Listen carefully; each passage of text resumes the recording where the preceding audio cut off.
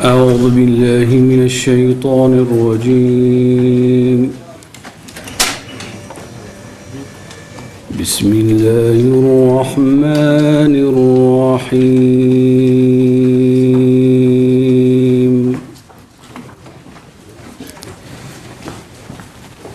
يا أيها الذين آمنوا اتقوا الله ولتنظر نفس ما قدمت لغد واتقوا الله إن الله خبير بما تعملون.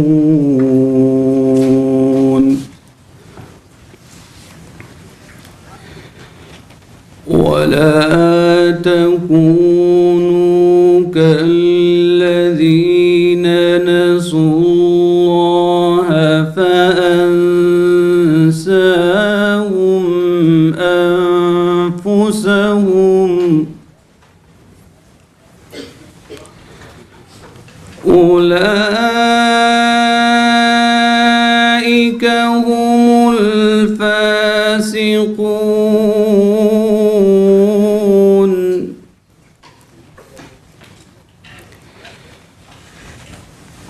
لا يستوي أصحاب النار وأصحاب الجنة.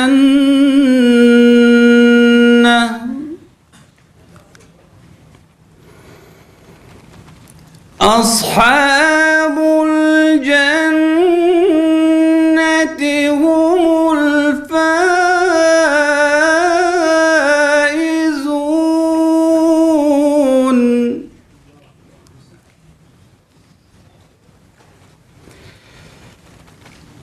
لو أنزلنا هذا القرآن على جبل لرأيته خاشعا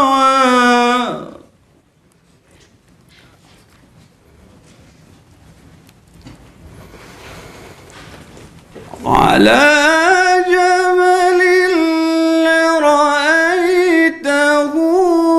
خاشعا متصدعا من خشية الله.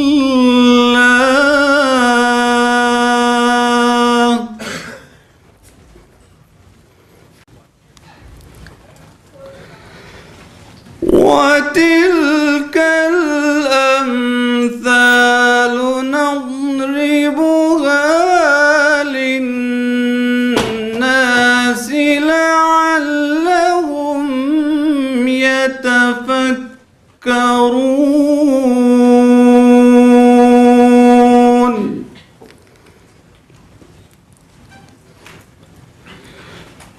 هو الله الذي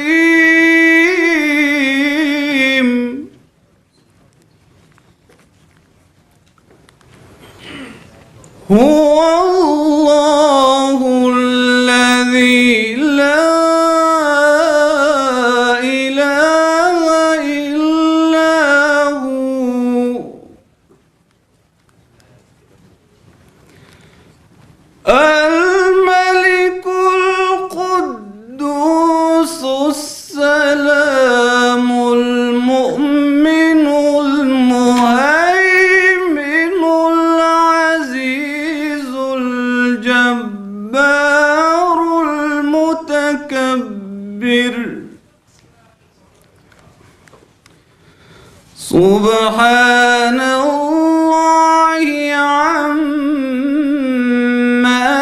يشركون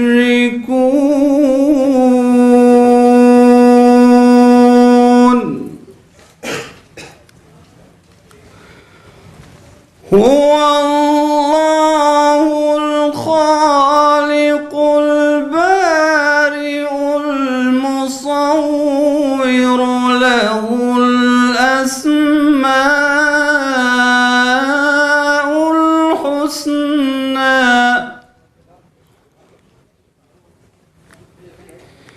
يسبح له ما في السماوات والأرض وهو العزيز الحكيم صدق الله العظيم. الحمد لله نحمده ونستعينه ونستغفره ونعوذ بالله من شرور أنفسنا ومن سيئات أعمالنا من يهده الله فلا مضل له ومن يضلل فلا هادي له وأشهد أن لا إله إلا الله وأشهد أن محمدا عبده ورسوله.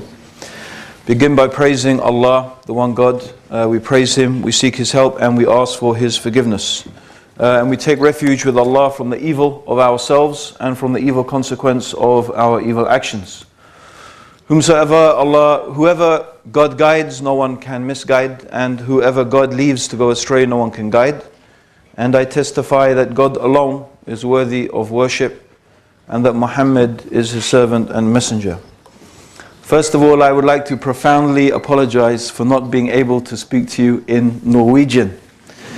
It sounds a very nice language, but yes, English is pretty much my limitation. So I'm sure assured that most of you understand English. You probably understand English better than most English people, and you probably speak it better than most English people as well. But inshallah, I will try to make my words as understandable as possible. Okay, my plan for today is, since the Imam was not able to make it, my plan today is to try and combine some aspects of his talk with the main topic that I've been asked to talk about, which is the does God exist? And his talk was going to be about the purpose of life. But I do think that those two topics, from our perspective as Muslims, they come together very well. Now, actually, I want to start by asking you some questions, and I'll probably be doing this throughout the evening just to make sure you're still awake and that you do understand what I'm saying. So my first question really is very fundamental to what we are going to be talking about over the next 2 days. And I think you will find, inshallah, that between today and tomorrow you will find a lot of continuity between what I'm going to talk about today and the topics that I'm going to be covering tomorrow. But the things that the issues I want to discuss are God. What is a God? And from that also I want to talk about what is religion. Yeah? So my first question to you is, what is a God? Can anyone please define for me a God? What is a God? Yeah, hands up who's a university student, please. Oh my God. Huh? Come on, hands up. University students, hands up. Is that it? Really? Huh? Okay, I don't know. In Norway, let me ask you a question. In Norway, do you just sit and the teacher just talks to you and you just sit? Yeah? Oh my God. I thought you had the most advanced education system in the world, you know? Probably it's advanced because you went back to the old school ways of doing things. But anyway, please, I would like a definition. What is a God? Please, come on. Some brave person, at least start off. What is a God? The creator. Okay, a God is the creator. Let me ask you a question then. You know the Greeks believed in a pantheon of gods. Yeah? So did they believe that Apollo was the creator? Did they believe Apollo was the creator? Or how about Aphrodite? Did they believe she was the creator? But she was a god or a goddess, right? And Apollo was a god. Yeah? The same with Hinduism. Do they believe Ganesh is the creator? No, but he's still a god for the Hindus. Yeah? So now you get my point. So I'm not asking what is the God, I'm asking what is a God. What is a God? Yeah. Someone who's independent and he's totally unique from the creation. Okay, let me ask you a question. Let's apply that to Apollo. Do you as a Muslim believe Apollo exists? Even? No, not as a god. Okay, but even as any real type of being. God knows. So, okay, but the point is, does your criterion apply to Apollo or Ganesh or Kali or, I don't know? Yes. Something you can worship. Okay, something you worship. A god is something that you worship. Let's ask another question. Why do people worship gods? Why? Why do people worship gods? Why do people worship anything? Yeah. Yes, sister. To seek guidance. Okay, that's good. What else? Huh? Huh? Hope. That's good. I like that. Anything else? Yes, sister. Why we worship God? Yeah, why do you worship? No. Why do people worship things? Why do they worship gods? Personally worship Allah subhanahu wa ta'ala Yeah. because He give me something, He give me the body, Okay. He give me my eyes, Okay. my talk and everything. Yeah. And for example, if I lose my eye Yeah. and I'm trying to see all the world, I will not buy the same eye that Allah subhanahu wa ta'ala give. Okay. So, okay, you're worshipping, but you're worshipping the Creator out of gratitude, that's fine. But I'm trying to get to something much more basic than that. So we have gods. There are things that people worship, and why do they worship them? Someone said hope, yeah. People seek utility. Okay, they seek utility. Okay, let me put this, that's very complicated English. I'm not sure, does anyone understand that? Okay, let's put that in simple English. In simple English, yeah, the reason why people worship a God is because they think that God is going to give them what they want and what they need. Yeah? And in many religions, there are different gods for different things. Yeah? So, for example, if you are warrior people, like the old Norwegians, yeah? We learnt in history how, the Vikings came and raided our shores in England. Very naughty. You see? The Viking Mujahideen, I think, was there. So, we all have our pasts, you see. So, I can't even remember but what I was talking about now. But yes, so, okay. No, actually, in Norwegian history, yes, in Scandinavian history, you have actually Valhalla, right? Valhalla is a place where the Vikings go to continue fighting. They love fighting so much that heaven is a place where they fight and die and get born again and fight and die and that's, I don't get that, but the point is they have many gods of war. So if you want to win the war, you pray to the God of war. Because why? You believe that this God will give you what you want. Yeah? So you have gods of rain, gods of sun, gods of the crops, gods fertility gods. Yeah? If you want a child, you worship this God. If you want something else, you worship that God. And the reason people worship these gods is because they believe that by worshipping them, they will get what they want and they will get what they need. Yeah? So this is a God.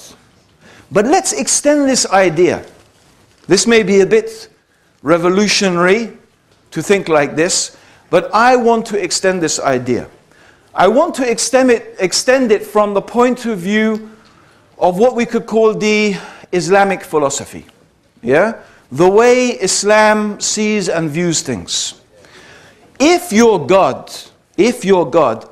a God is worshipped because people believe it will give them what they want and what they need, then from another angle, whatever you believe is going to give you what you want and is going to give you what you need, that is your God. Yeah? Whatever you believe is going to give you what you want and is going to give you what you need, that is your God. And what is religion then? Religion is the set of rituals and belief system that is connected to the worship of that God or those gods. It could be formal, it could be informal, but this in a sense is the religion. It is this, how do I worship this particular God? Well, I will make this sacrifice, I will say this prayer, I will do this dance, whatever, And by doing that, I will please the God and the God will give me, or she will give me what I want and what I need. Okay. But let's extend this idea. Let's extend this further. And let's think therefore about something the Prophet Muhammad, may God's peace and blessings be upon him, sallallahu alaihi wasallam, he said. He said, woe. Woe means like misery and disaster. Okay, this is what it means. Woe be to the worshipper of the dinar and the dirham. Woe be, misery is for the one who worships the dinar, and the dinar and dirham is the money in the time of the Prophet sallallahu alaihi wasallam. So we translate that. Okay, woe be to the worshipper of the dollar, the pound, the yen, the krona. Yeah? Woe be to the worshipper of money. Now let me ask you a question. Yeah? I don't have any money. Who's got some money? Yeah? Can I have some Norwegian money, please? Good, I get some at last, No, I need some notes. Yeah. Who's this lady here? MashaAllah.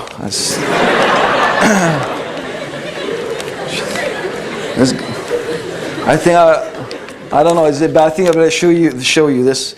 Okay, so woe be to the worshipper of money. Okay, does that mean, oh great krona, please? Is this what it means? Worshipping money? Does it mean that? Doesn't mean that. The one who worships money,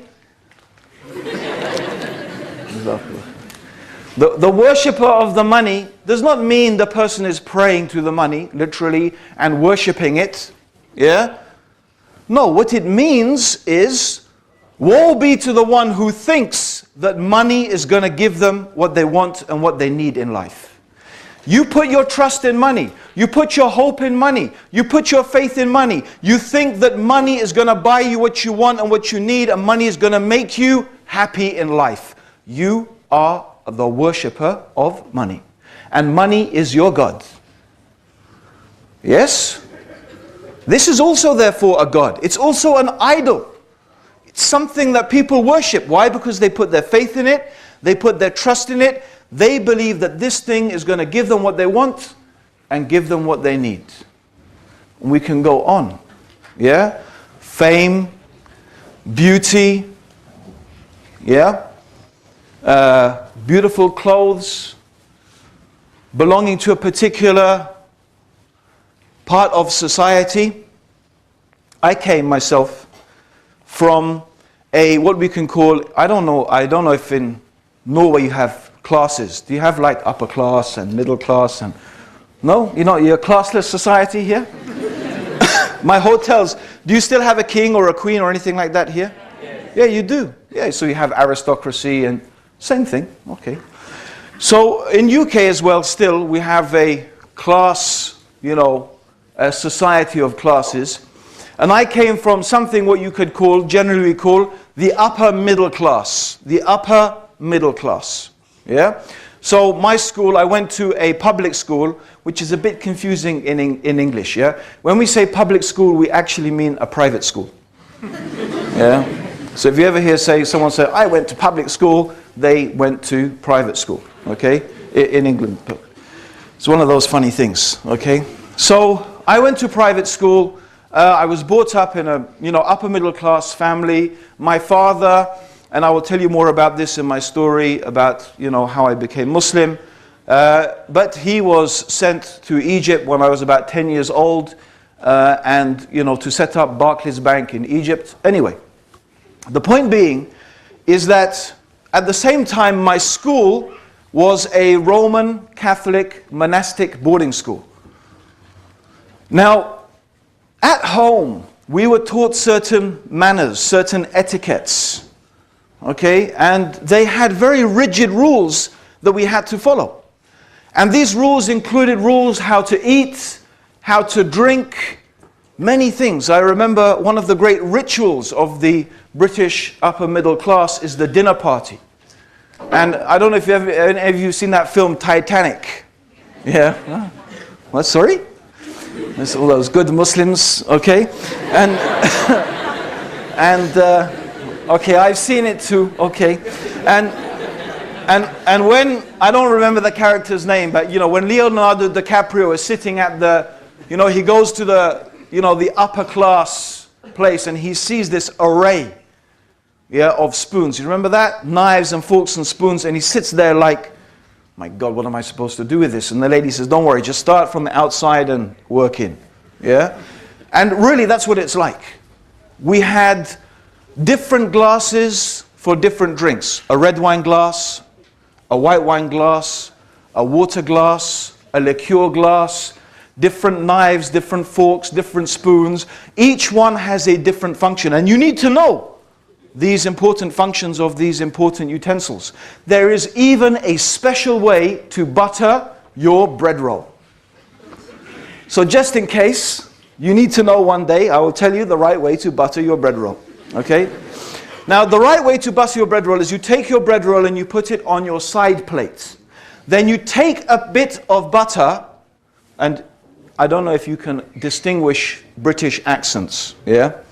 You take a bit of butter as opposed to take a bit of butter, right? You don't want to talk like that, right? You take a bit of butter and you take it with the butter knife that belongs to the butter dish. Have you got that?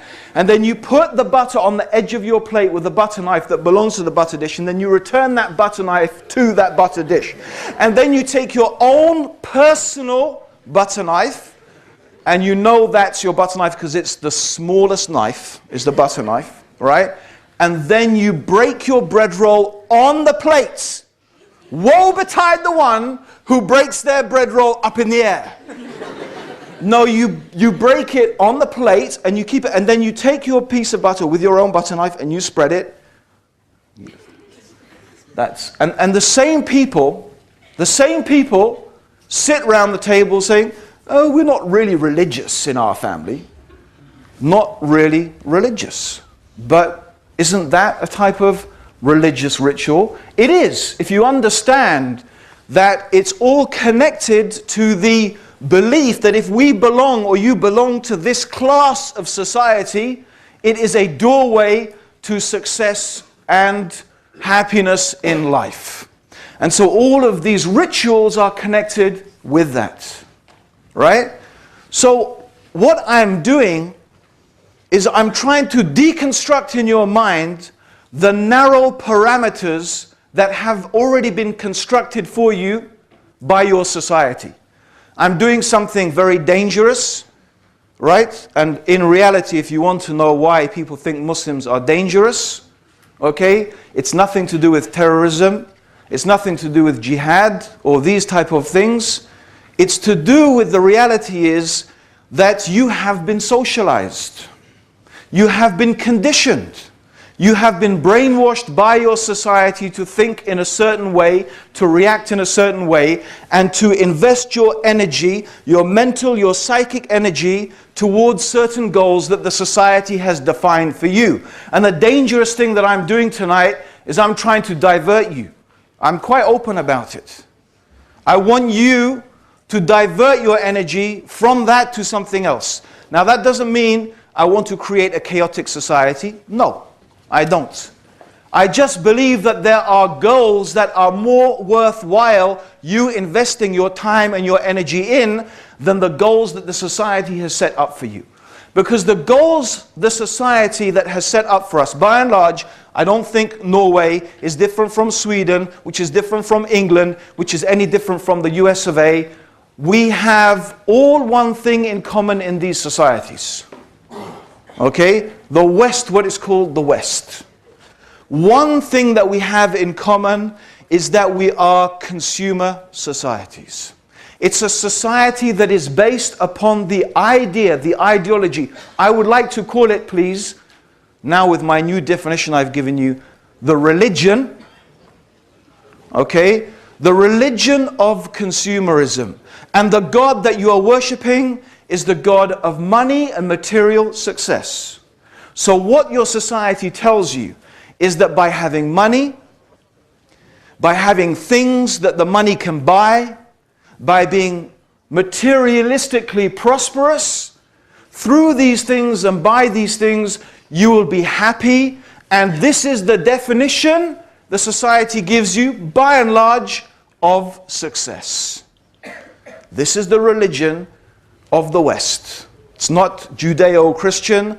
It's a materialistic, consumer society that is orientated around making you and indoctrinating you to be producers and to be consumers in that society. And this is what I'm here for 2 days to challenge those ideas. Now you can call it and give it different phrases you like. You can call it an ideological warfare. You can call it a philosophical discourse. I suppose it depends upon how important these things are to you. Right? I am sure a lot of you here, by the way, are going to agree with a lot of things that I say anyway. You probably know already that what I'm saying is true. And what I'm saying to you is that the God of materialism, the consumer society, it is a false God and it is a false religion. It is a false God and it is a false religion. And this is the purpose that you have been given in your life. You have been given this purpose. And your society, the media especially, the media essentially is controlled by the interests of who? You tell me, as another question I'm asking, just to make sure you're paying attention, right? The media. The mass media, in general, the TV, the newspapers, the magazines you read, the TVs you watch, how do they make their money? How do they make their money? Huh? Advertisement. Got me confused. Advertisements, yeah? Okay, through advertising, yes? Is that true or not? Okay, what do they advertise? Tell me some products advertised in newspapers and magazines. Yeah? Huh? Cars. Huh? Come on, guys. Girls. Cars. Houses, properties. Oh, cars, houses, property, clothes, makeup. Huh? Drinks. Huh? Okay, you get the idea, right? You might not be so indoctrinated after all, I was thinking. So, yes. So their interest, these advertisers, their interest is for you to buy their product. Right? If you don't buy their product, then that's a problem for them. That means the media is largely driven by the needs of advertisers. And therefore there is a symbiotic relationship. That's a nice big word in English, symbiotic. Okay, but you get by my expression what it means. There's a symbiotic relationship between the advertising and therefore the people who produce those things and the media. Their interests are together. So by and large, the media is going to reflect the interests of multinational corporations and big business. That's what it's going to reflect, by and large. That's very important that you think about that. Because I'm going to ask you another question now. Don't you think that every human being has some idea of this is what we think is right and this is what we think is wrong? we think this is good, we think this is evil. We think this is acceptable behavior, and we think this is unacceptable behavior. Yes? True? Doesn't everyone have some concepts of that? Yeah? It seems like, for example, 80% of Norwegians seem to think it's unacceptable behavior for a Muslim woman to wear hijab if she wants to be a policewoman in Norway. Yeah? Yes? I've got to ask you a question. What is the basis? Where did you get this information from? Where did you get this piece of knowledge from? That this is allowed and this is not allowed. This is acceptable and this is not acceptable. This is the right way to behave and this is the wrong way to behave. Where did you get this information from? Huh? Yeah, well, I mean, who's the first people that start teaching you these things? Right? Your parents. Then you go to school. Right? Then school, they teach you, and your friends, your peer group. Yeah? Your peer group. Your friends, they influence you in the way you think. And of course, the media. Okay?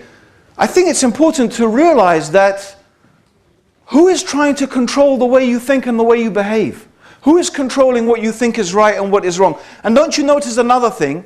The goalposts of what is moral and immoral, what is right and what is wrong, what is good and what is evil, are constantly changing? Yes? Something that was really not so good 50 years ago is suddenly okay today. Why? What made it not good then and it's okay now? I mean, I'm not going to give you the answer. I want you to think about it. Okay, it's very important because most people don't think about these things. But it comes back to religion in the broadest sense. Right? What we would call in Islam deen. You see, I don't think we have a word exactly religion. The Quran uses the term deen, which I suppose you could translate as a way of living, a way of life. So everybody has a deen. Everyone has a way of living, everyone has a way of life, everyone has a set of standards by which they account themselves and they account others. Right? So let's go back to our consumer society. Let's go back to what I am claiming is a false idol. Now you may say, Abdur-Raheem, come on. Look at our society. Look at the wealth. We are happy. Look, we are materialistically successful. We've overcome so many diseases. We've overcome so much poverty. We live happy, comfortable, prosperous lives. We live longer than we ever have before. If you want the evidence of our success, it's right here. Look at it. And it's true. From one angle, I have to admit that. I am not an outright critic of every single thing about Western society. Absolutely not. There's too many things actually to admire and respect. But what I want to do is examine the core aspects here. I want to examine the core aspects. Now, I have to apologize. I don't know much about Norway. Okay? I don't know much about life here. I don't know much about the problems that you have here, or maybe you don't have any problems. Okay?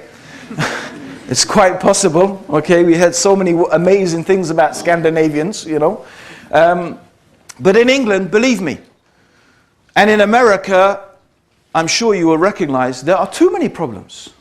Too many problems. And so, what I want to get us to think about is what we are being sold, what we are being told, the consumer society. You see? So, okay, 10 minutes. Oh my God. Okay, just as I'm getting warmed up, Let's look at some of the advertisements. Yeah? You ever see those advertisements for Coca-Cola? Yeah? You see in the Coca-Cola adverts, some of them, right? What do you have? You have young girls, it must be, Swedish or Norwegian girls, I'm sure. And boys as well, the most good looking, definitely, okay? And they're there drinking Coca and smiling and laughing and, the water spraying and the sun shining. And they're brown, not Pakistani brown, but, Yeah. you know, nice Caucasian tanned brown, yeah, okay? And you know, and these individuals, you know, they're not like me, all right? You know, trim and slim, and you look at that, and you're sitting there and you say, man, I want some of that. I want some of that. And so what do? You go out and buy Coca-Cola. Now let me ask you a question. Does Coca-Cola make you slim and young and give you shiny white teeth? Does it? 2 bottles of that over there. Let's see who's drinking it. And by the way, this is for Muslims. I'm not saying Coca-Cola is haram. Yeah? Okay? I'm just trying to point out, here is the reality. And the reality is what? The reality is what? In America, obesity is such a major problem.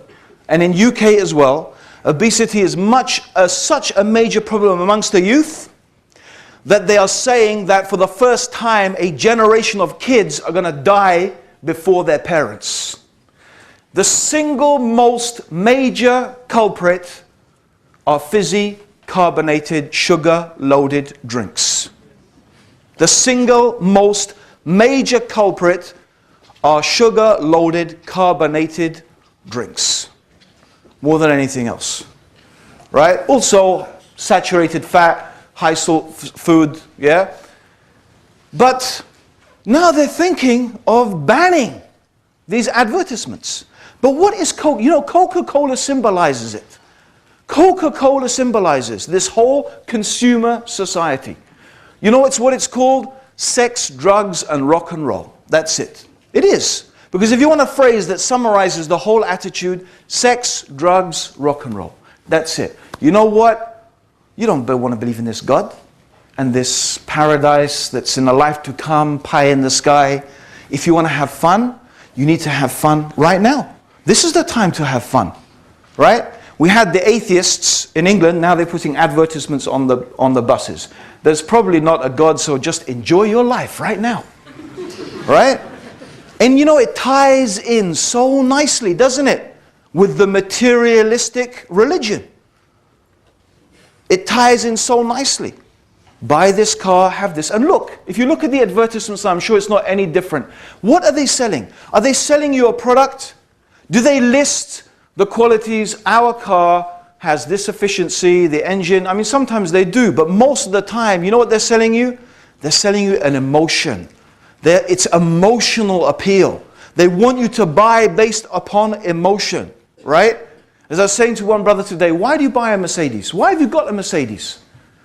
I'm sure you've got a Mercedes because you know what? Not because the Mercedes is the better car than the Toyota, whatever it is. The Toyota is probably more efficient. It's probably more reliable. It probably produces less CO2 gases. It's probably actually, if you did a blind test, more comfortable, right? But you drive a Mercedes, why? Because of what it says about you. Why? And why do you think that? Because that's the image, the idea that has been put into your head. You've been indoctrinated. You've been brainwashed. But that's about everything. You know? That's what you think success is. My life is miserable. Let me have a holiday. Let me go shopping. Shopping therapy, they call it.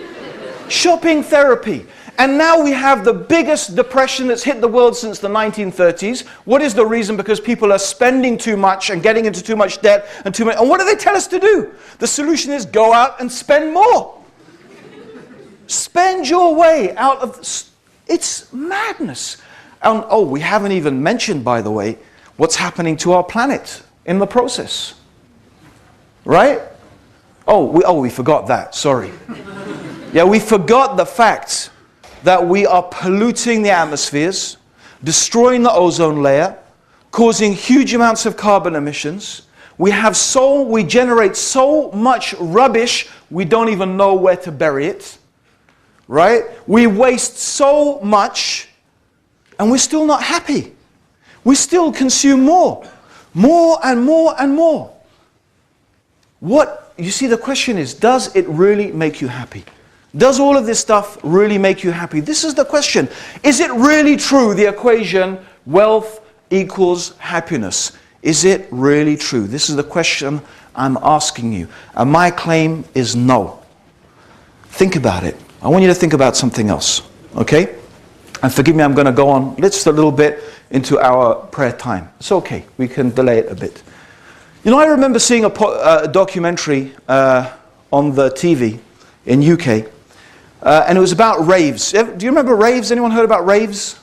There was this phenomenon in UK. Basically what used to happen is people would start phoning each other and basically they'd have a big, basically it came down to having a big party in a field, right? And they'd bring their sound system and everyone would come and they would literally dance all, I mean, you know, I'm a 1970s boy, John Travolta, Saturday Night Fever, you know, discos and that type of stuff. And, you know, we used to sort of wind down like, you know, 3, 4, 5 in the morning. These guys, 7, 8, 9 in the morning, still bum, right? And they're still going.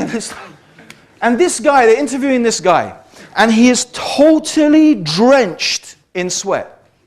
And they're interviewing him and they're saying, why do you do this? Okay, and you know what his reply is? He said, I have a miserable life, a miserable job, a miserable life, and I come here in the weekend and I dance and I dance and I dance until I forget myself. Until I forget myself. We have a problem in the UK. We have a problem with young girls drinking too much alcohol, binge drinking. It's going to be a health crisis because their livers are going to pack up. I remember reading in the newspapers, why are you drinking? You know what they said? Our life is so boring.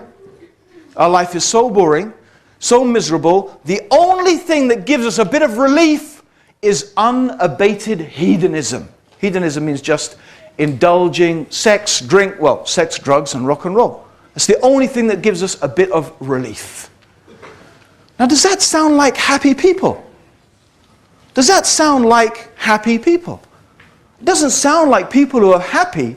It sounds like people who are actually desperately sad, but need something to fill that void and that emptiness. And look at the words we describe. I was stoned, right? I was stoned. I got wasted. Wasted, stoned. I was on cloud 9. Yeah? I was, excuse me, pissed as a newt. Okay? University. I don't know if you have this here, right? Any Muslims staying here, you might be puzzled by this. You know, 4 o'clock in the morning, people tumble into the room, bleh, they puke up, right? And they fall asleep in a pool of their own sick, and they wake up the next morning, and they say, man, I had such a good time last night. So, yeah? So what happened? So, I don't remember. You mean, the less I remember, the more of a good time I had. That doesn't sound like people who are happy. It doesn't sound like people who are happy. What I'm saying is there is something missing. There is something wrong, something fundamentally wrong. Money does not equal happiness. Wealth does not equal success. You are being sold a lie. You are worshipping a false god. The question I'm putting to you here is if wealth and so-called material success is not the purpose of life, and you know what? I'm pretty sure deep down inside everyone in this room knows that is not the purpose of life. That is not the reason for your existence. I know you've been asking yourself, why am I here? I know you've been asking yourself, what is it all for? I know you've been asking yourself, where did I come from? Where am I going to? But you're not finding answers. Okay? I hope that by the end of tonight, I'm going to give you some answers that make some type of sense, have some type of logical consistency, and importantly as well, appeal to what I believe is an inner state of knowledge that we all have. Okay? Anyway, the point is now that we Muslims, we have to go and pray. We won't be too long. Yeah? Inshallah. So we're going to come back. Please don't disappear. Because I'm excited about finishing this talk. So thank you very much for listening. Assalamu alaikum wa rahmatullah.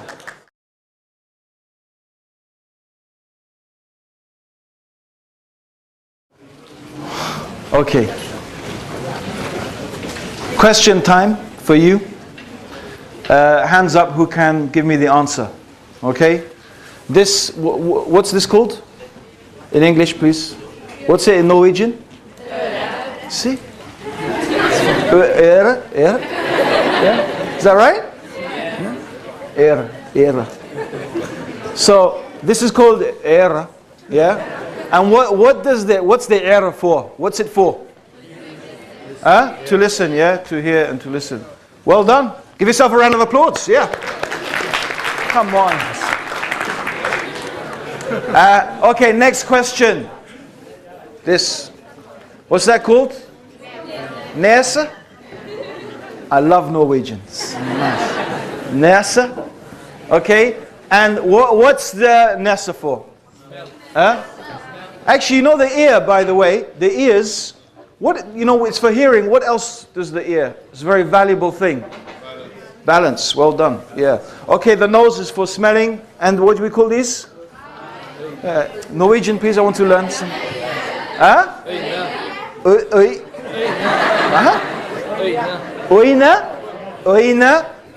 Oina. It's a bit like Arabic, it's ayn, isn't it? Oina. Okay. And subhanAllah, you can almost find a link between all the languages, but okay. And so, what are eyes for? See. Okay. How about these? Yeah. Huh? Tenet. What's that for? Biting, eating, chewing. Okay. Okay. Brother. What's that on your face there? Yeah, here, these things. Yeah. What? Brilled? Huh?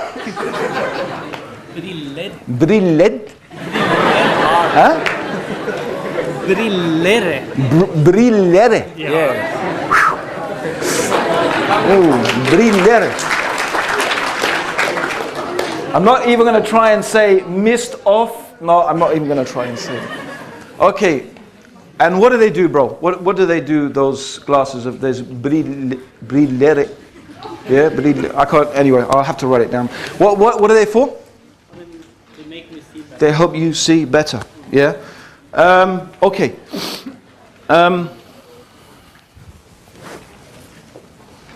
Sis. Yeah? Pen? In Norwegian, please. Pen. I'm going to be fluent in Norwegian. And what does it do? What is it pen for? Yeah? Right. Okay. What's the point of all of this? Think about everything. Think about your body. Think about every single constituent part of your body. It has a purpose. Even your appendix, which they used to think has no purpose, actually they found it has a purpose. They found. After they've chopped out thousands of appendix, they found it has a purpose. Everything you have, your lungs, your heart, your kidney, your eyes, your nose, your feet, and even the externalities, your glasses, your pen, everything has a purpose. It has a reason. It has a purpose. Now let's think about this. Is it really conceivable that every single constituent part of your body, every bit of your body, has a purpose? The sun has a purpose, the moon, the stars, the sea, the grass, even the worm in the earth has a purpose to fertilize the soil. But you, the whole of you, what is your purpose? Is it possible that each thing, everything has a purpose, but the human being does not have a purpose? It's not something we can accept. It doesn't make sense. And so when you ask people, what is the purpose of your life? Sometimes people, they misunderstand the question. What they understand by that is, what do you want to do with your life? Yeah? So then they say, well, my purpose in life is to become a doctor or an engineer, or, my purpose in life is, my girlfriend here, And isn't that nice, And so the purpose in life is your girlfriend until she runs off with one of those guys from the Coca-Cola advert. Remember them? Yeah? And then it's like, what's it all for? Because you just realize that can't be the purpose of life. You thought your business was the purpose of life until You became bankrupt in the credit crunch. So what's the purpose of my life? You thought the purpose of your life was what you wanted to achieve, you know, in your exams, but you fail your exams. And many people, I'm sorry, it's very sad, you know, they feel despair. In fact, it's so bad, people kill themselves. They commit suicide. They commit suicide because they feel that everything that what they thought their life was about, it's proved to be nothing. So I'm not asking, what do you want to do with your life? I'm saying, why do human beings exist? We know why ants exist, why birds exist, why the sun exists. We know what the pen is for. The pen. We know why it exists. But the human being? What is the purpose of our existence? Now, I'm going to get back to the in-between stage, because there's an in-between stage, and I'm going to jump over that in-between stage. I'm going to get back to it. And I want to jump ahead without going through all the bits and pieces, and I want to jump ahead to answering this question. Okay? But before I will answer the question, I want us to think about some analogies. Okay? Now, does anyone have a mobile phone with an aerial on it? You know those remember the mobile phones used to have little aerials on them? Do you remember? Or are you too young for that? Okay. Okay. Let me borrow your mobile phone, brother. You give me money, you give me a phone. Very hospitable, the people in Norway. Okay. So, we have a mobile phone. Okay. Now, how much did this cost? Without contract, you buy it straight. How much is it going to cost you? I don't know. About now or when I... Yeah. Someone give me a more advanced mobile phone. It's just this one. I want an expensive one. Oh, ha, ha, ha. Yeah. iPhone. All right, sister. That's what I like. Okay. So we've got the iPhone. Now I know that's not cheap. Yeah. So I go down to the marketplace and I buy myself an iPhone. Right? And what do? I use it.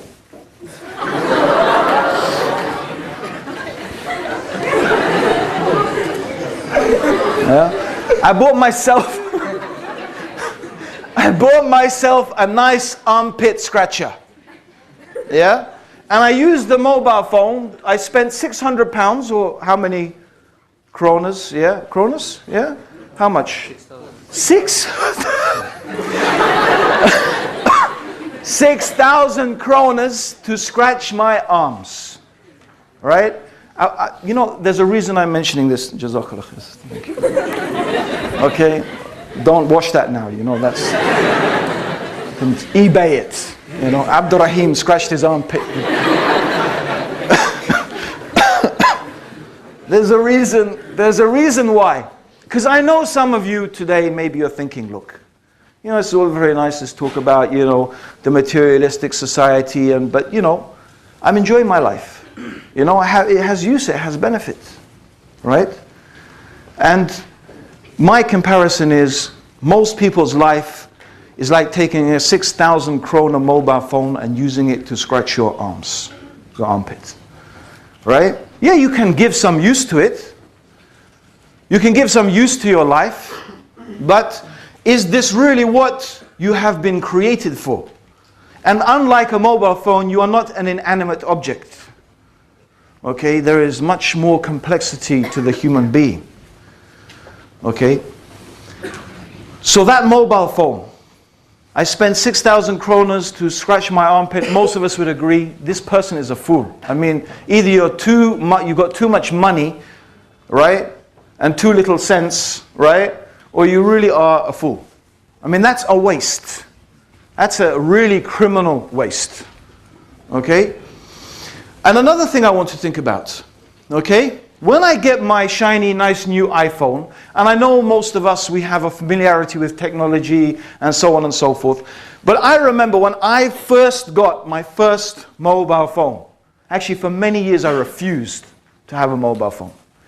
But anyway, my friend, he gave me his one and he kept insisting, I can't contact you and this, and eventually I gave in and he gave me his mobile phone. Now, I had never used a mobile phone before, right? And so he gave me the phone, but there's something he didn't give me with the phone that would have been really useful. Huh? What is that? Oh, the charger. He gave me the charger. Okay. What else? Yeah, the SIM card. I had a SIM card. Okay, the instruction manual. I mean, I admit, the most basic function, I could make a phone call. But I know the phone had about 20, 30 different functions that I never, ever learned how to use. Right? Because I never had the instruction manual. I never had the instruction manual. Now that phone, I don't remember, let's say it was made by Nokia. Yeah? Now let's try, I want to get an instruction manual. And let's say I get an instruction manual by Sony Ericsson. Is that any good for me? Okay. I've got a Nokia phone. I've got a particular model of a Nokia phone. What do I want? I want the instruction manual from the manufacturer, right? I want the one who made the phone to give me the instruction manual on how to run that phone. If I want to know how to use it, what's it for, what is its features, what is its functions, I need the instruction manual from the one who made the phone. And I hope that you're getting my analogy. If you want to know what is the purpose of your life, if you want to know the reason for which you exist, if you want to know how to live your life in the best possible way, according to the reason for which you are created, okay, I don't need instructions from Freud, Lenin, Marx, Descartes, Aristotle, Plato. Believe me, they all need instruction manuals themselves. All right? I want the instruction manual from the one who made me. I want the instruction manual and I want the guidance from the one who created me and brought me into existence. Because everything else is really just guesswork. Everything else is conjecture. What they call in Arabic, dhann. Speculation, guesswork, conjecture. If I want to know what is the reason for my existence, if I want to know what is the purpose for which and by which I exist, the only one who can really inform me of that is the one who gave me existence, who created me, and who made me. Now I'm going to go back to the mobile phone. Because I tell you what, right? I could give the brother who invited me, I said, you know, I'm going to change the topics a bit and mix the purpose of life with does God exist? He said, but your does God exist talk is, you know, it's 1 hour, 45 minutes. I said, that's another talk, this is, everything we, horses for courses we say, no problem. So I said, okay. This is coming to the question. I'm not going to go through all the different philosophical arguments, right, that discuss as to whether God exists or not. What I'm going to do is I'm simply going to present to you what I think is the most effective argument. Can I prove to you that there's a God? Intellectually, rationally, to be frank, I don't think I can prove it, right? But what I do believe I can do is illustrate why believing in the existence of a transcendent creator, meaning believing in the existence of a God who is different and separate and unique. So he is distinct from, or the creator is distinct from the creation, is the most rational and sensible explanation for the existence of our universe, our world, and ourselves. And to illustrate the point, I'm going to go back to the mobile phone. I'm going to go back to the mobile phone. Now, here we have a simpler mobile phone. Sorry, brother. And although I don't know the brother, I'm going to speculate now as to where he got this mobile phone from. Okay? He was walking. Now, first of all, I just want to think about something. What are the essential components of this phone? The materials it's made out of. The casing's made out of plastic. Yeah. And inside there's a little chip. Yeah. There's a little chip. Yeah. We call it, what do we call it? A silicon chip. What's silicon? Silicon is sand. Plastic comes from oil. Okay, name me a place where there's lots of oil and sand. Huh? Arabia. Actually, Iraq is better. There's you know the oil in Iraq, they say you put in the areas where there's oil, you put a straw in the ground and oil comes out. It's the most easy oil to extract in the world. Okay? So, the brother was visiting Iraq. I'm not trying to put you in trouble, brother. Okay? And innocently, he was visiting Iraq, he was walking along, and there he found on the ground the mobile phone, a product of millions of years of chance and coincidence. You see, the oil bubbled, the sand blew, the lightning struck, the sun shone, the camel trod. And after millions of years of random events, this phone randomly formed itself by chance and coincidence into the mobile phone that we have here today. He picked it up, pressed the button, and he called his mum. Okay? Now, you know, I'm sure we all agree that that is preposterous. And in fact, you might say, what do you say? Well, how preposterous is it? Right? Is it because I said 1,000,000 years? Okay, how about 1 billion? Does it make it less preposterous if I say 1 billion years? How about 2 billion years? Well, how about, let's take what Obama's giving, 875 billion, yeah, to bail out the banks. Let's add, how about 875 billion years? Do you still think you might get a mobile phone? Maybe. Maybe someone might say, yeah, maybe.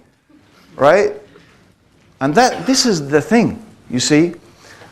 What the atheist is asking us to believe is something actually more incredible than that.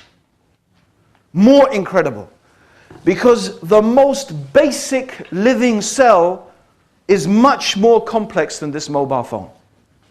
Yet they are still trying to make us believe, and I don't care how many billions of years you want to put it, that that is a product of merely some random events.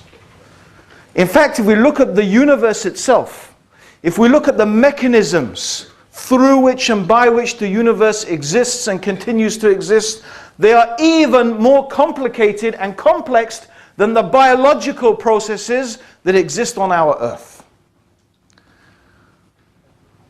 I am telling you that the claim that this universe is a product of random events, it's a product of chance and coincidence, is not a rational claim at all. In fact, the most rational claim is that when we see things working according to laws, according to systems, according to patterns, when we see mechanisms, our human experience, our common sense, our common human experience tells us that if I find a mobile phone, if I find something working according to mechanisms and patterns, it could be something even more simple than a mobile phone, a pen. In fact, it could be more simple than that. I could be an archaeologist digging in the desert and I find a simple piece of pottery. And for me, that piece of pottery is conclusive proof of the civilization that brought it into existence. I don't need to see that civilization. I don't need to see them. I don't need to see those people.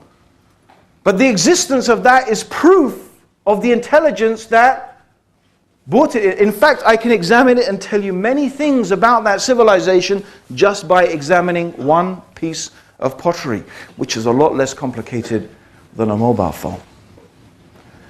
So the most powerful argument, in my opinion, for the existence of a creator is the existence of an organized, systemized universe in which we live. And there are other arguments, but this to me is clearly the most powerful and the most profound one and the most rational one. And the proposition that it is a product of chance and coincidence, to me, is merely that. A proposition. That's all it remains. Now there are some people who are dedicated atheists, and they literally dedicate their lives simply, all they're trying to do is make the proposition less likely. That's all they can do. Because fundamentally, human beings, intellectually, rationally, and by the way, by our very instinctual selves as well. I mean, I believe it's a basic instinct. We believe that this universe has a creator. All the atheist can do is try and show how it is less likely and how it might be possible through some processes that these things may have happened through some random events. All it ultimately comes down to is a proposition. Because if you look at that rationally, and by the way, they mention this concerning biological processes, right? And they successfully managed to convince some people. But when you come to the laws through which and by which the universe is governed, it's a totally different kettle of fish, right? It's a totally different proposition. It's very, very hard. Most physicists, astrophysicists, they will admit that the idea that this is some random event is very hard to accept. Okay? So they try to show that, oh, in some ways it might be less likely. And if you just look at those arguments, most people would not be persuaded. Okay, they will not be persuaded to believe there is not a God. Because an atheist believes there is not a God. Not someone who doesn't know, maybe there is, maybe there isn't, I don't know. No, an atheist says there isn't a God, and that's what I believe. Right? And what do you find? Is the argument of the atheist, let's go back, is an emotional argument. Most of their most powerful arguments are not rational arguments. They are emotional arguments. There is so much suffering in the world. Children are dying. There are earthquakes. There is disease. How can there be a God? Yeah, sound familiar? All wars have been caused by religion. Okay. First World War, Second World War, Pol Pot, Stalin, okay? Not much religion there, but except if you accept our definition of religion, right? But put that aside, you know. Okay, but, you know, I mean, but let's go back. All wars are caused by religion. Is this, and I want to ask you, is this really a rational argument? What has this got to do with the existence of an organized, systemized universe and planet in which we live? Absolutely nothing. All it questions is theological discussions about the nature of God. But it doesn't tell us as to whether there is a creator or not. So what they're saying is, how can there be a good God? How can your Christian God, your Muslim God, your whatever, right? But actually it's got nothing to do with the fundamental question as to whether there is a creator who exists that has brought this universe into existence. But it's an emotional argument. And most people, like we are indoctrinated to be socialized into this system, similarly, by the way, it's a materialistic society. A materialistic society, it's in its self-interest as a materialistic society to make you or to persuade you not to believe in a creator, to invest your time, your energy, your effort into this world. And that's why, and it's not my intention, by the way, to outrightly dismiss the theory of evolution. But the theory of evolution is a major theological, and I use this term on purpose, theological backbone of the materialistic society. And let's go back. Why? Because basically the theory of evolution is saying that human beings are basically sophisticated monkeys. That's what it's saying. Yeah? I know evolution doesn't say that we evolved from apes. I know that evolution says that we and apes are supposed to have evolved from common primates. But the point being is, if we reduce it, basically we are just animals. Sophisticated animals. But we are essentially monkeys. Sophisticated monkeys. Right? And that's it. There's nothing more to us. There's no deeper purpose. So it's very simple. Right? How do you make a monkey happy? Yeah? It's very simple. Give monkey banana. Right? Monkey's happy. Yeah? Give man monkey, woman monkey. You got a happy monkey. Right? And keep the monkey safe. Right? From, the dangerous things. And what have you got? You've got a happy monkey. How do you keep human monkey happy? Same thing, right? We give you some food, we give you some clothes, we let you have lots of sex, right? If man monkey doesn't like woman monkey, okay, man monkey, woman monkey, woman monkey. It's like it's all your animal passions, right? It's just your basic animal passions, right? Just do it, yeah? Just follow your desires, because that's it, all you are. What is it? You don't need to be lumbered down by these taboos, because basically you're just an animal. A slightly sophisticated one, but that's it.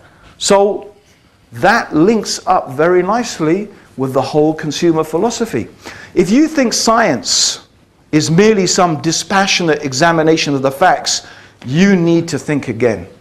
You need to see some of the scientific evidence produced in the Soviet Union, right? Who outrightly dismissed any theory, any scientific theory that indicated that there may be some intelligent being that created this universe, was written off. It didn't matter it didn't actually matter what the data was. The fact that it suggested an ideological viewpoint contrary to their own was dismissed, right? Similarly, there is a lot of scientific research done by alcohol companies, tobacco companies, right? How much of the medicine that we consume is produced under so-called scientific conditions, but it's all biased based upon a system of medicine that makes you buy the medicine. It's not based upon curing you.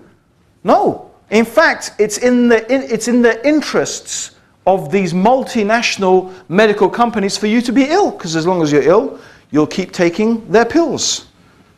Right? So scientific research, right? Scientists are just as open to ideological influences as anybody else. Right? Now, it's not my intention to say evolution is true or not. It's just a fact that there is a very convenient connection between that theory and this. Okay? And it goes back, and this is what I go back to. What I would say is really, in reality, the most convincing explanation for an organized, systemized universe is the existence of an intelligent, wise being that has brought it into existence. Now, I know there are many questions that go on from that. I propose just now to answer some of those questions, right? But in order to do that, I just need to develop a few ideas, okay?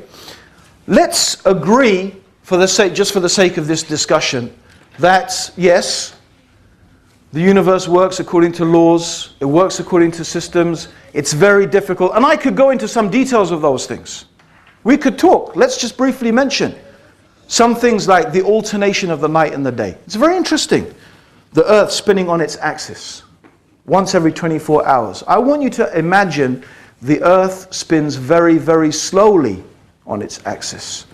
Instead of it spinning on its axis once every 24 hours, imagine it spins on its axis once every 30 years. So imagine one part of the Earth's surface is exposed to the sun for 30 years, and one part of the Earth's surface is absent from sun for 30 years. Right? And in astronomical terms, that's not a big difference. Right? But what would that effect do you think that would have on life on this planet? Yeah? What do you think? You think life would exist? Well, not the way it does, right? Almost definitely. What if the Earth was closer to the sun? Or what if it was further away from the sun? We have other planets, we can see the result. What if it was bigger or smaller? The gravitational effect. How about the composition of gases in the atmosphere? Oxygen, essential for life. Too much oxygen actually poisons life. You need carbon dioxide, you need nitrogen, you need a fine balance. And how about that fantastic gas, the ozone? How about that? That has this amazing quality of filtering out the harmful effects of the sun's radiation.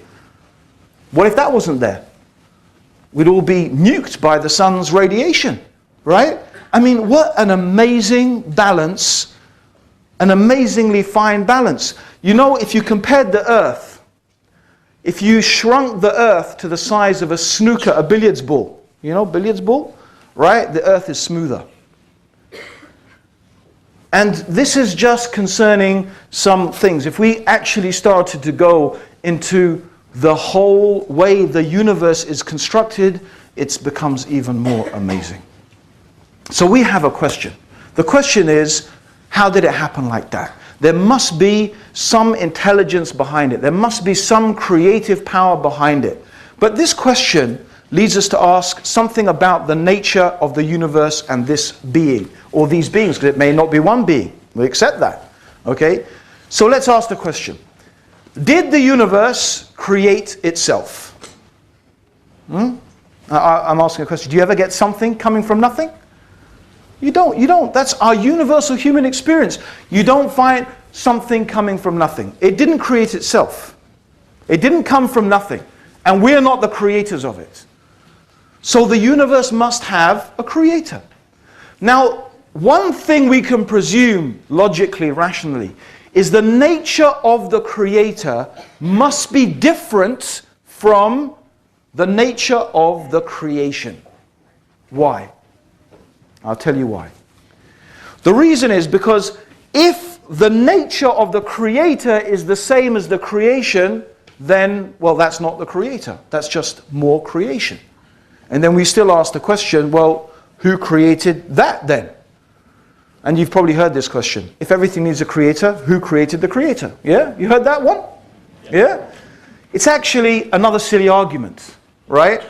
It's actually another silly argument. And the person who asked that question doesn't understand the nature of what we're discussing. And I'll tell you why. And I'm simply going to illustrate this with an example. Say you see this platform here. Okay, I want to lift it, right? I can't do it. Okay, need some of that Coca-Cola, right? So I can't do it. So I asked someone to help me. Can you come and help me lift the thing? He said, sure, but only on the condition that someone else comes and helps me, right? And he says, yeah, I will help you, but only if someone else comes and helps me. And he says, yeah, sure. Do you get my point? So if everyone will only help if someone else helps, what will happen to this plinth? Yeah? It's going to stay where it is. It will never get lifted. Yeah?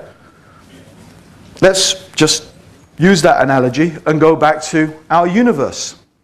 If you have creator creating the creator, creating a creator, creating a creator, right? Forever and ever, what happens?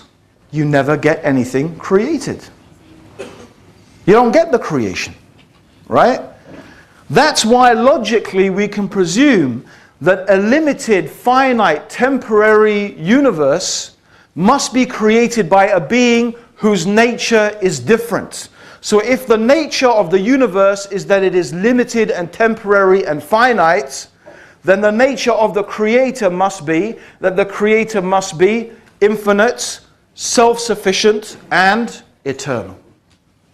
Right? And that is how logically, rationally, we can understand that the creator of the universe must be an eternal, self-sufficient, and infinite creator. In other words, a transcendent being. Something that is different from the creation. And obviously you can understand that the question, who created the creator, doesn't apply to an eternal, infinite being. It's a non-question. It doesn't mean anything when applied to that being. Right? Now, can we presume, does it make any logical sense that there are two infinite beings? No. Two infinite, self-sufficient, eternal beings? I think for obvious reasons we can say that that doesn't make any sense. And that's why we conclude rationally. It's a rational conclusion of the rational mind that there is one eternal, self-sufficient being that has brought this universe into existence. It's something that makes complete rational sense. It is not an irrational belief. It's quite the opposite. It is quite rational. It makes a lot of sense. It's the other arguments we have to examine whether they make any sense or not. And by and large, this is what most human beings believe. But what human beings generally have done is that they have taken some things within the creation, and they have attributed to them some of the qualities, some of the attributes, some of the knowledge, some of the power that actually only belongs to God. They have taken them as gods besides God. They have worshipped them.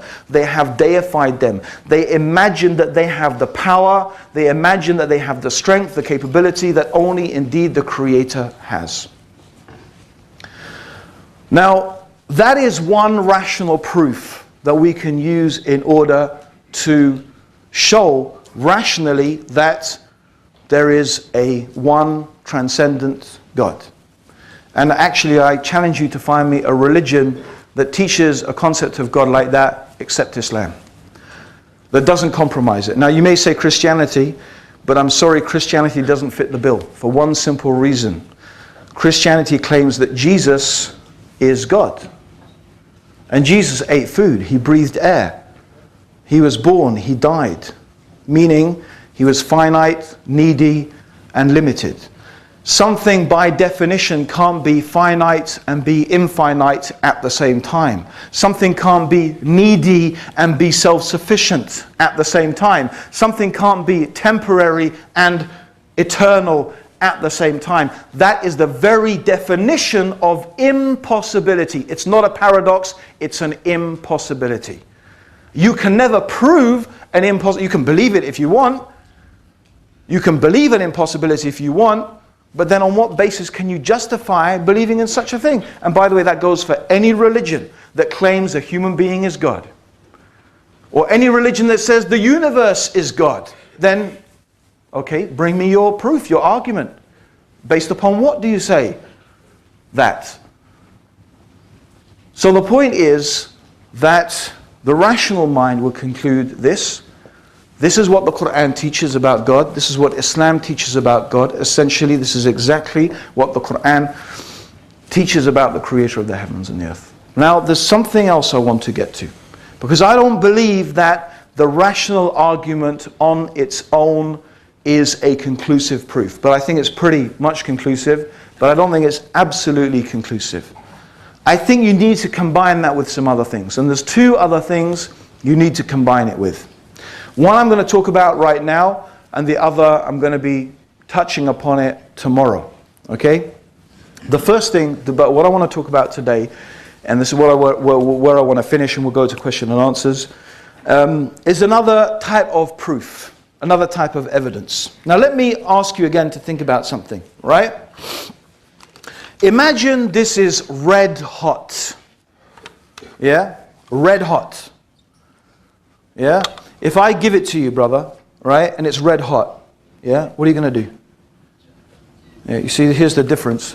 Is this hot or not? No, it's not hot. He's just whatever. But if it's really red hot, what's he going to do? Yeah? Huh? He's going to drop it, right? Does he have to think about it? Do you have to think about it? It's a reflex action, right? Now, wouldn't you agree that that reflex action is still knowledge? It's still information, isn't it? It is still information, is it not? Right? But where did that information come from? You don't think about it. You didn't analyze it. You don't think, oh, I need to. It's something that happens. It's information that you are programmed with. Right? And I believe, and Muslims generally believe, that you have an inbuilt reflex response towards God, to the Creator, the one God. Just like when something's hot, you drop it and you don't think about it. There are certain incidents that will happen in your life, and what you will do, your reflex action will be to call upon God. Now when I say call upon God, it's not the name here. You may say, oh Jesus, right? But if you said, oh Jesus, or you say, oh Buddha, right? You don't actually mean Jesus or Buddha. Because believe, if Jesus was standing next to you and that thing happened, you wouldn't be turning him and say, Jesus, help me, right? You wouldn't, right? You would be calling on the same being that Jesus himself would be calling upon, right? Because it's just the name that has been programmed into your head, but it's the concept. The concept, the being that you call upon, is that being that you know has power and control over everything in this universe. You instinctively know that there is a being that has the ability to rescue you from your predicament. And the Quran gives an example. It gives the example of people on a boat. They're on the boat and the waves are coming in the sea, and the waves that you can imagine crashing over this boat. The waves are like the roof of a tent crashing down. And the people know the captain is not going to save us, right? The boat, meaning our technology, is not going to save us, right? So everything, they know their money is not going to save them. They know their Norwegian passport is not going to help them. Right? They know looking beautiful and, you know, my slim body, that's not going to help you either. Right? And your kronas, they're soaking wet, they ain't going to help you. There's no way you're going to buy yourself out of this one. You mean every single thing that you thought was going to give you what you want and what you need, now you know that it's all worth nothing. All the gods that you worshipped, all the idols in which you put your faith and your trust, whether they're idols of money, power, wealth, or whether they're idols, sticks and stones that you actually pray to, similarly. If you pray to those bits of wood and sticks and stone and you thought that this thing was going to help you, you know now, right, that the idol is going to sink along with you. It ain't going to help you. But there is something you know instinctively in yourself, a being that has power over everything in this universe, and that is the being that you call out to. That is the being, that is the creator, that is the one that you know in the depths of your own being has that power and ability, and you say, oh God, oh this being, you call upon this being to help you and to rescue you, right? This is your instinct. It's built and hardwired into every single one of you. That is why la ikraha fid din. There's no compulsion in religion. I don't need to compel you to be Muslim. It's not even my job to guide you. I am just here to remind you of what you already know. You already know. You already know that you have a creator. You already know that there is a being that has control over you and everything in your life, and you recognize it in your life. But the question is, like so many of us, right? When God does rescue us, you know what? People ask me, have you been to, a lot of people said, have you been to Oslo before? I said, okay, I'll tell you what happened. A couple of years ago, I went to Åre. Did I say it right? Åre, the ski resort in Sweden. Yeah? I was there and we went with a group of Muslims, okay? And one girl, she fell over, knocked her head. She got flown to a hospital in Norway, and we had to drive and pick her up, and then we drove from that hospital all the way down Norway to Stockholm, and I passed Oslo on the way, so I saw some buildings. I've seen Oslo now, you know, now I can die, you know. Not quite Venice, actually, but it's nice, lovely city. But what am I getting to? Yes, one of the girls with us, poor thing, she had only just started skiing. And, you know, as she's skiing along and she's doing okay, she saw these kids just like zooming over this slope, right? She said, okay, that must be easy little kids, you know, I'll just follow them, right? And she found herself on a black slope, right? And she's a green slope skier, you know, green sort of easy blue. And she was telling us, right, she was so scared, she was crying, all right? And what she was saying, oh God, please save me. Please help me. Please, please. I will be a good Muslim. I will pray 5 times a day. Please, God, save me, save me, save me. And she was admitting this to us, right? All the promises she made to God. And, you know, she got down to the bottom. And did she start praying? Did she start being? No. Okay, so isn't that's the human being, right? You know, God shows you his signs. He shows you. You make your promises, you make your pledges, you devote yourself to complete and utter devotion to God, but then God saves you, and what you go back to, all the things that you used to worship before. Now that's what most people do, right? But the reality is that is a proof against you, what happened to you. So there are many different levels of proof that we can offer, okay? And the final one that I want to offer is to do with experience. Right? But that's not what I'm going to talk about today. I'm going to be talking about that a bit tomorrow, inshallah, on my lecture about how I became Muslim on my journey to Islam. Everybody, I hope that we've all learned something today. I've learned some Norwegian. It's fantastic.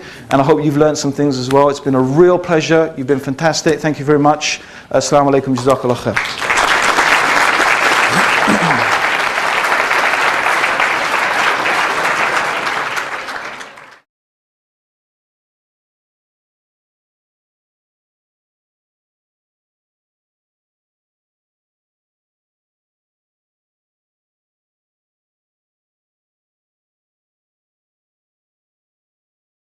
I'm wondering about what Islam says about the evolution theory. Yes. I'm wondering about what Islam says about evolution theory, about animals and people having changed. For example, that dinosaur existed. Yeah. Okay. Brothers and sisters, I could actually easily give a whole lecture on this, okay? But obviously we don't have time. So very, very briefly. I want to say something to the Muslims, actually, first in regards to the theory of evolution. You know, I don't think it does us any credit, and it won't help you, to simply mock and make fun of the theory of evolution. I personally believe that the theory of evolution is a very powerful idea. And it's powerful because it's simple, and it does seem to explain some phenomena that we see and that can be observed in the world in which we live and in the fossil record and so on and so forth. Right? Do Muslims believe in evolution? Well, I wouldn't say that it's a point of, certainly it's not a point of view or it's not a principle of our religion that we have to believe in the theory of evolution. Right? Certainly not. So do we believe it in the sense that it's a dogmatic thing that we have to believe in? Certainly not. Right? However, Muslims by and large do believe that the scientific methodology as a methodology is a good and sound methodology. Okay? And that if science conclusively proves something to be true, that is not something as Muslims we can ignore. Now, many Muslims today would still argue that the theory of evolution is not conclusive. There are still many holes and discrepancies that have not been dealt with concerning this theory, and there is lack of evidence in order to fully say that we can really be sure that this theory has taken place. However, in spite of that, by and large, we could say that there is nothing that contradicts the idea that creatures could have or have evolved through small stages into the complex different organisms that we find in the world today. There's nothing in principle that says we can't believe in that. Okay? In fact, the Quran teaches us how the human being is developed through stages of embryonic development. And those stages are different. Okay, so the stage of nutfa is different from the stage of alaq, which is different from the stage of mudgha, okay, which is different from the state in which we finally look like a human being. So Allah, in a sense, has developed us through distinct stages in our mother's wombs. So the idea of development through different distinct stages is not an impossibility. In fact, it's a reality that the Quran acknowledges in human embryonic development. So how about this idea applying to life in general? Well, it's certainly a possibility. However, I make a proviso. There are two things that we will say we cannot agree with. As Muslims, we can't believe that these processes are completely devoid from and separate from the power and the guidance of God. So if evolution has taken place, it's because God is the evolver. God is the one who is evolving the creation. In other words, we can't accept the premise that these are purely natural processes that don't have anything to do with the power of Allah subhanahu wa ta'ala and the knowledge of the Creator. So do we believe that God really randomly things evolved? No, we can't accept that. Secondly, I stick to although there are other opinions, but I don't agree with them, I stick to the orthodox opinion that God has created the human being miraculously. That Adam was created in a way that is miraculous, just as Jesus was created in a way that was miraculous. Jesus was created without a father, no father. God created Jesus miraculously in the womb of Mary, and God just needs to say be, and something is. So Jesus was human. He was a human being. We don't believe that because God created him miraculously without a father, therefore God was his father. No. Okay? No, that doesn't follow. God just created Jesus without a father. Okay? Similarly, God created Adam without a mother or a father. Distinct from whatever processes were going on in the world at that time, God introduced Adam into the order of the world in a miraculous way. So do we believe that human beings descended along with monkeys from a common primate? No, I don't believe that. Islam can accept that, and I stick with the orthodox position. Does that mean that there could not have been human-like creatures existing? That is certainly possible. Why not? Because what makes us different, actually as humans, there are some differences, but the most fundamental difference is that what makes us different from the animals is that we have the choice to submit to God or not. That's what makes us different. Not just some physiological things, right? Whether I have, I don't know how my arms are, or my legs are, or my nose is, or whatever. No. My fundamental thing that makes me human and that makes me different from the animals is that I can choose to submit to God or not. I can choose to believe in and obey and worship the Creator or not. That's what makes us different. Yeah? So I do believe, as the Quran teaches, and that's how I literally understand it, that God created Adam miraculously and God created Eve from Adam. Okay? But does that mean that evolution did not take place? Or no, it doesn't. Islam does not have anything to say about that definitively one way or the other, so it's certainly possible. So I hope that answers that question, and Allah knows best.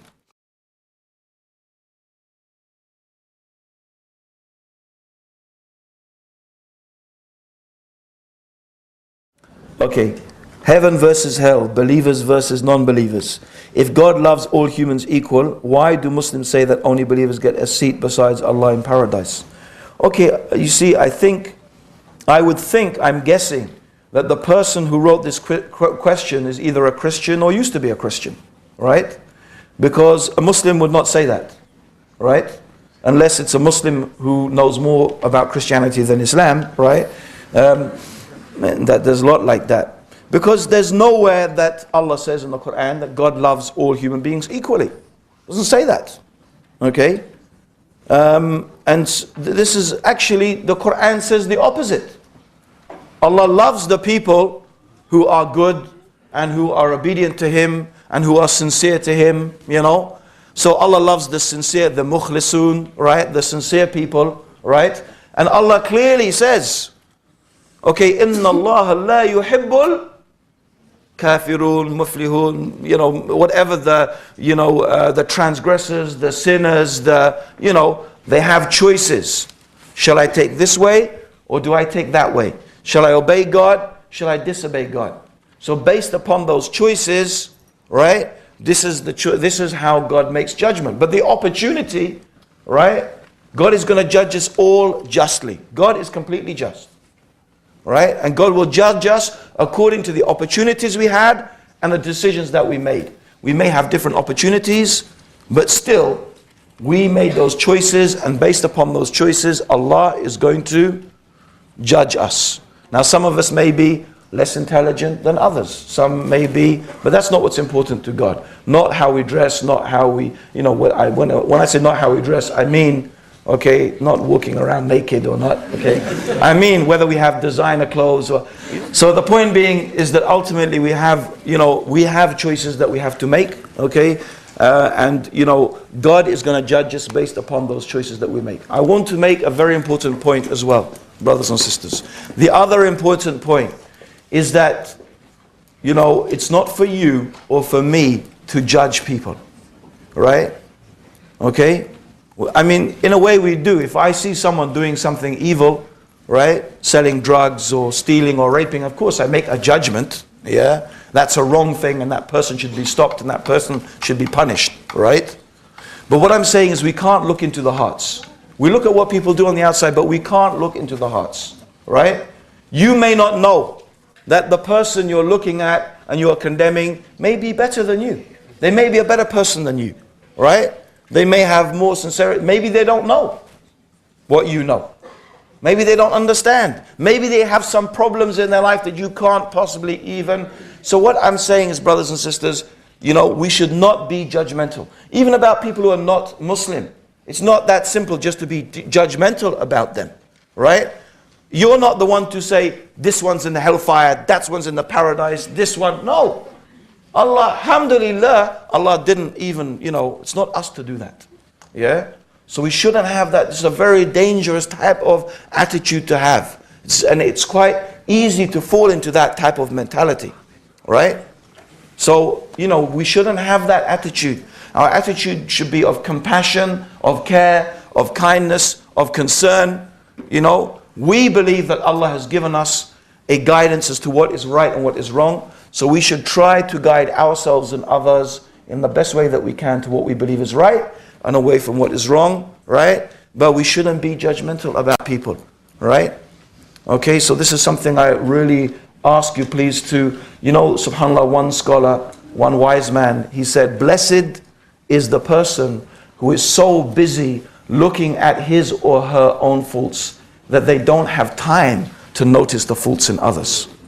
Yeah, it's a very beautiful saying. But the point is, let's not be judgmental, inshallah. Let's try and find the good in people. And if we see something bad, let's try and change it in the best way, inshallah.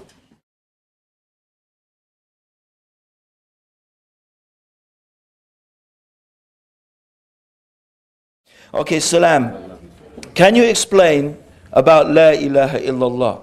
Yes, really, La ilaha illallah really is the acknowledgement that we do not worship, okay, which means we do not make dua, which means, we do not supplicate or pray to anyone else other than God. So our prayer is for God, our worship is for God, our deeds that we do, the deeds that we do, the good deeds that we do it sincerely, seeking God's pleasure, and we try to do it according to the way that God has taught us. Yeah? So we have to be sincere and we have to do things according to, so we pray to God, but not any way I feel like praying. We pray the way God has taught us to pray, right? So essentially, La ilaha illallah means that you accept there is one God, one creator of the heavens and the earth. God is not like anything in this universe, and nothing in this universe is like God. And we worship God alone. And we try to make our life and our religion sincerely and purely for Allah, the creator of the heavens and the earth. And that's very, very simply and short what La ilaha illallah means. Mm-hmm.